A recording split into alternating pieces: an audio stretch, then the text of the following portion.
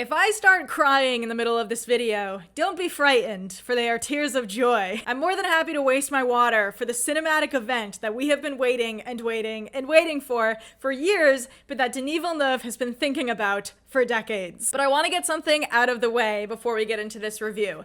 Dune Part 2 is going to be hyped out the wazoo for a long time. It's part of why I have a big love-hate relationship with big event films like this, especially ones that I'm personally invested in. I love Dune. I've gotten really into the books and the lore. I just started God Emperor of Dune. I, of course, loved the first film. And in many, many ways, I did think that Dune Part 2 was that good. And yet I still feel this pressure to go bigger and hyperbolize, like everyone is trying to be the biggest and loudest praise. The whole energy just depresses me a bit, if I'm honest. So I just wanted to acknowledge that and say that while I did think this film was phenomenal, I want to have like a really good, real, honest conversation with you guys about why it's so good, what kind of good it is, how Denis continued to adapt it, how you'll feel about it if you didn't love the first one. And though I don't think, and I'm not really one to think of things in the terms of like the greatest movie of all time or the best sci-fi movie of the last decade or many decades, it's hard not to see Dune as something really culturally significant. Like, it's as if we're 20 years later due for a Lord of the Rings level franchise. And it's so interesting because Dune was written in the 60s. Like, it preceded and is pretty much fully responsible for the existence of Star Wars, but it's only now getting its time in the sun at this scale. Part of that, of course, is because it's probably the most unadaptable and densest sci-fi book ever written. David Lynch tried it. They did a mini-series. They tried Children of Dune. Don't even get me started on Jodorowsky's Dune. But I also feel like, I don't know, maybe I'm just talking out of my ass, but I feel like we are finally ready for this story. Like, look at Oppenheimer, look at Killers of the Flower Moon, or even Star Wars going into something like Andor. I don't think we're, past pure escapism, but I really think that people are craving just taking away something really real from the films that we're watching. And with Dune, you just can't separate it from its real world influences and really direct parallels to colonization and systems of power, religious exploitation, environmentalism. And the way that Denis Villeneuve has balanced what Dune is really about with pure blockbuster spectacle should not be taken lightly. With the Lord of the Rings comparison, people have been saying that Dune Part 2 is kind of playing like a Two Towers role. It's not taking its time as much as the first film and might not have the big epic conclusion of a third film, but that functional purpose doesn't detract from the emotional or thematic weight at all. I mean, we're really getting into the meat of the story now, and this film kind of solidifies how perfect of an ending Part 1 really had. It stands on its own as that section of the story before it departs into something much bigger and darker. In the first film, we get a taste of this messianic prophecy and what the Bene Gesserit have been at work with, but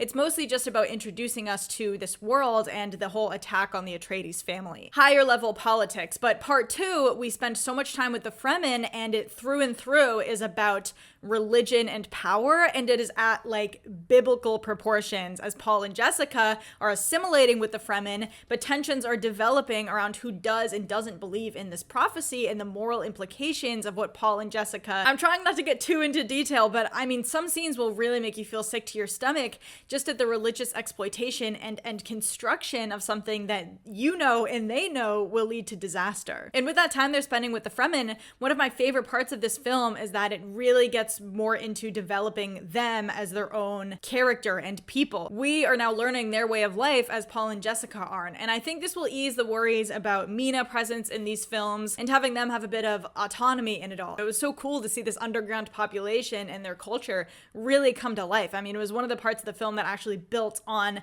how I had interpreted it in the book. The vision that Denis Villeneuve and the cinematographer Greg Fraser have created for this world is astounding. Like, I've said this before, but Denis Villeneuve is one of those filmmakers that I think has a total engineer brain. There's been a lot of conversations on Twitter right now about how he creates images and what his films look like, and I will admit that his style sometimes makes me feel emotionally distant from his films, but I've always loved it for Dune. Like, the world of Dune is very emotionally internal and suppressed, and that complements not only Denis' emotional sensibilities, but this brutalist, minimalist aesthetic that they've chosen to go with. The decisions to have the scenes on Gidi Prime happen in black and white under this black sun was such a great way to have some fun with the visuals without interrupting the creative tone. The whole thing just feels so fully realized. Like, even if not everything makes it in the cut, the whole thing just flows so well and feels like this one cohesive organism, because despite us not seeing everything on the screen, this entire world does exist because it exists in Denis' head, and that's why you feel so immersed when you're watching it. In this film, we're definitely getting into the funkier concepts in Dune. Worms being used in battle, mystical embryos, all these things that have proven to be very hard to adapt without looking silly, but Denis just makes it feel just like a completely natural and sensical part of this world. Like the Spice Agony characters all of a sudden having access to generations of memories and knowledge and pain. Yep, like it just like, yeah, let's do it. The Spice Agony scene where Lady Jessica converts into a Reverend Mother was one of the things that I was most excited to see, and it was just so cool. It's hard to pick a standout performance here. Like, this is going to be one of, if not the best ensemble cast of the year, and I would not be surprised if we see some Oscar nominations. That being said, this is Timothée Chalamet's best work of his career. Like, if you had any doubt left for him as an actor or in the role of Paul, it's not just put to bed, it's tucked in like it took NyQuil. I can no longer see anyone else doing this. Like, this is Paul. You can so clearly see the darkness in him and his internal battle, and it's just as much Timothy's performance as it is the writing or anything else. There's a really intense speech that he gives to the Fremen fundamentalists, and I am aching to see it in IMAX again. The whole thing is just larger than life and extremely intimidating. It's such an important moment and decision that his character makes, and it was everything that I wanted it to be. Rebecca Ferguson has also cemented herself not only as Lady Jessica, but also just straight up one of my favorite actresses working today. I think that her character goes through the most explicit change in the film, and she's pretty scary. And actually visually seeing the changes from the Spice Agony is once again, it's something that I felt like I saw in a new light compared to the book, seeing it actually play out on screen.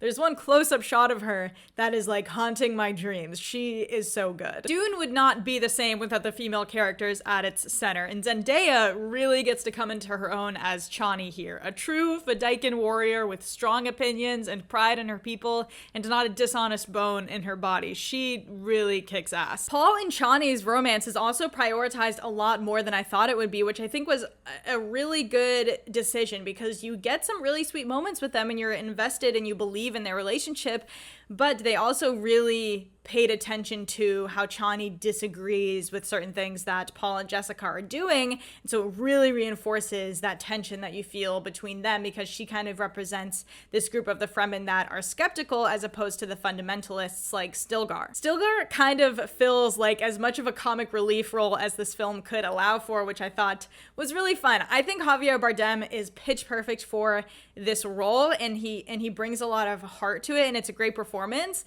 But the way that they kind of poked fun at the fact that Stilgar is like such a Paul fanboy, and so it brings a bit of levity to it while paying attention to that divide. Austin Butler as Fade Ralpha, though. We were all excited for this, though I am very emotionally attached to Sting in the David Lynch Dune version. I love what they did with this character. Instantly iconic, big bad. The voice is so cool. He's clearly trying to fit into this whole Harkonnen aesthetic. He sounds a lot like the Baron. May thy knife chip and shatter. People are saying not only supporting actor Oscar for Austin Butler, but also that he's like the best and most iconic villain since Heath Ledger's Joker.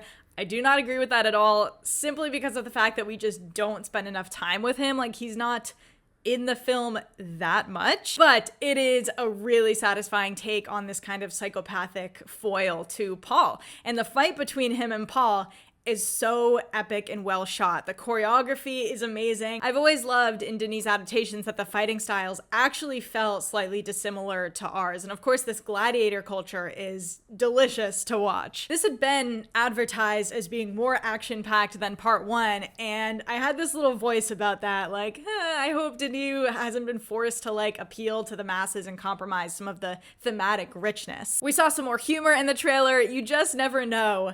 But nope, like, I have never been so happy to look like a fool for doubting someone. Denis, Fraser, they so seamlessly take it to this next level. The scope is even grander, and there is more quote-unquote action, but it's Dune action. It's intense and immersive while maintaining narrative relevance. And I think these elements are also a big reason why a lot of people will like the second film more, even if they didn't really like the first film, because it's paced a bit quicker. We're getting to see more sides of these characters, and there are just much bigger things happening. And the worms. I Someone get the VFX team on the phone because I need to send them $1 million. Like, I could not believe what I was seeing with the worm content. They're in the movie like a lot more this time, and it looks so seamless. Like, it was so well done. I didn't get the popcorn bucket though, guys. I'm really sad. The shy Halusi. I might have to travel to a different AMC, but I'm worried that if they all sold out that they're only going to be available like on eBay for like $1 million. But anyways, moving on, let's talk about it as an adaptation a little bit. If you've read the book, if you are considering reading the book, you should read the book.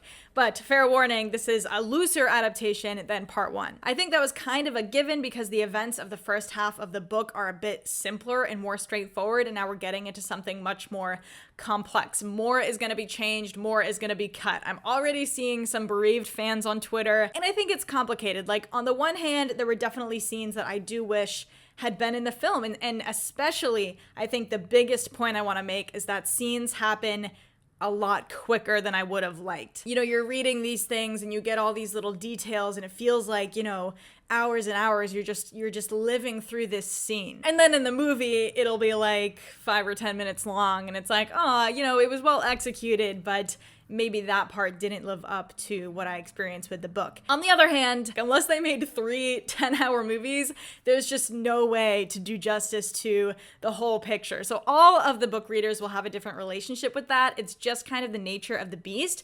But as far as I'm concerned, it was handled about as well as it possibly could have. Again, like, Denis Villeneuve has been thinking about this since he was 13 years old. He so deeply understands Dune, and so all the changes he makes are understandable and I think work with transferring it to a different medium without losing the core meaning of the film. There is one very significant change though, besides something with a character, you know, that character that I don't really want to get into in a spoiler-free review, but the ending of this film, the note it ends on is very intentional, and I don't want to make any assumptions about it. Someone that I know thinks that it could mean a potential significant change in the source material if Denis ends up adapting Dune Messiah. And if you've seen me talk about it elsewhere, I have almost no doubt in my mind that he will adapt Dune Messiah, and so I do wonder what will happen because, I mean, if you've read the books, you know that this story is so far from over, and I would just hate to see them rework it in that way and close that door just to conclude it at 3 movies.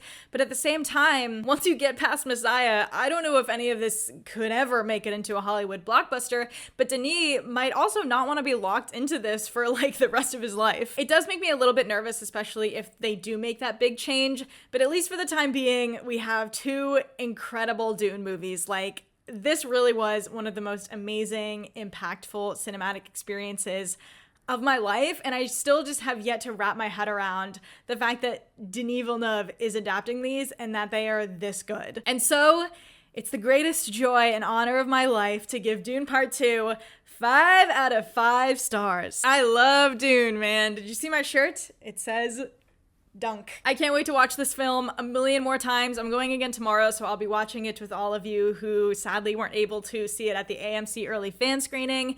But let me know your thoughts on Dune Part 2, guys. Did you see it already? Are you heading out this weekend? What did you think of the first film? Have you read the book? I look forward to our continued conversations about it. So don't forget to like and subscribe, and may thy knife chip and shatter. Thanks for watching.